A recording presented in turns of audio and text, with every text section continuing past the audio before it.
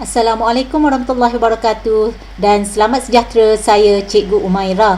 Pada hari ini saya akan bincangkan bab 7 graf gerakan bagi matematik tingkatan 4. Subtopik 7.1 graf jarak masa. Standard pembelajaran mentafsir graf jarak masa dan menghuraikan gerakan berdasarkan graf tersebut. Jadi, objektif video kita pada hari ini adalah untuk mentafsir graf jarak masa untuk gerakan dengan kelajuan berbeza. Kelajuan suatu gerakan biasanya berubah-ubah sepanjang suatu perjalanan. Jadi dalam situasi ini, laju purata boleh digunakan. Jadi formula untuk mendapatkan laju purata adalah jumlah jarak yang dilalui bahagi jumlah masa yang diambil. Jadi kita lihat contoh 7 di dalam buku teks muka surat 189. Puan Zabedah ingin melawat kawannya yang tinggal di Muar. Graf jarak masa di sebelah menunjukkan perjalanan Puan Zabedah dengan kereta dari Segamat ke Muar melalui Tangkak. Soalan A, hitung laju purata perjalanan Puan Zabedah dari Segamat ke Muar dalam kilometer per jam. B, jika kadar perubahan jarak terhadap masa kereta dari Segamat ke Tangkak ialah 50 km per jam, hitung jarak di antara Tangkak dengan Muar dalam kilometer. Dan C, huraikan gerakan kereta dari Segamat ke Muar.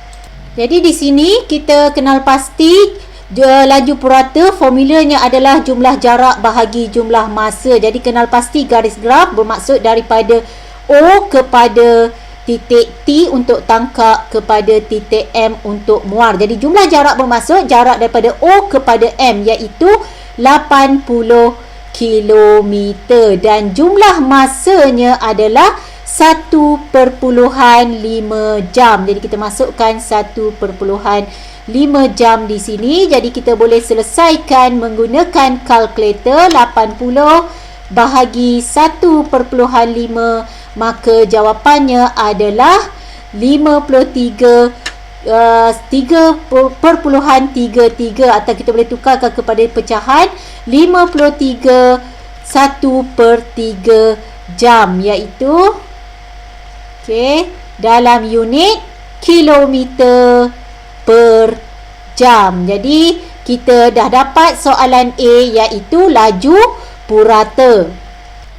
Jadi soalan B, jika kadar perubahan jarak terhadap masa kereta dari Segamat ke Tangkak adalah garis OT ialah 50 km per jam, bermaksud kita tahu kadar perubahan jaraknya ataupun lajunya adalah kilometer per jam untuk OT. Hitung jarak di antara Tangkak dan Muar, bermaksud kita perlu dapatkan S dan jarak Tangkak ke Muar adalah 80 tolak S. Jadi di sini kita boleh guna formula.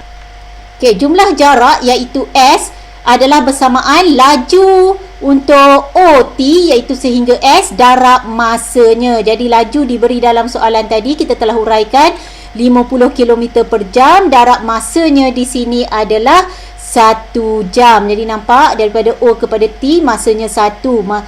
Jaraknya adalah S yang kita ingin cari. Bermaksud jaraknya adalah 50 km. Jadi kita dah dapat S bersamaan 50 km. Maka soalan tadi jarak di antara Tangkak ke Muar adalah 80 km tolak S yang kita dah cari tadi iaitu 80 tolak 50. Maka kita dapat jarak di antara Tangkak ke Muar adalah 30 km. Jadi ini adalah jawapan untuk B. Jadi soalan C, huraikan gerakan kereta dari Segamat ke Muar. Jadi dalam soalan A tadi kita dah kira laju purata daripada Segamat ke Muar adalah 53 1/3 km per jam. Jadi kita dah kira di sini. Jadi untuk menjawab soalan C, laju puratanya kita dah dapat, jumlah jaraknya adalah 80 km dan jumlah masanya adalah 1.5 jam. Maka kesimpulannya, kereta bergerak sejauh 80 km dalam tempoh 1.5 jam dengan laju purata 53 1/3 km per jam. Jadi kita selesai membincangkan soalan contoh 7 yang menunjukkan graf dengan laju berbeza. Maka kita perlu melibatkan laju purata.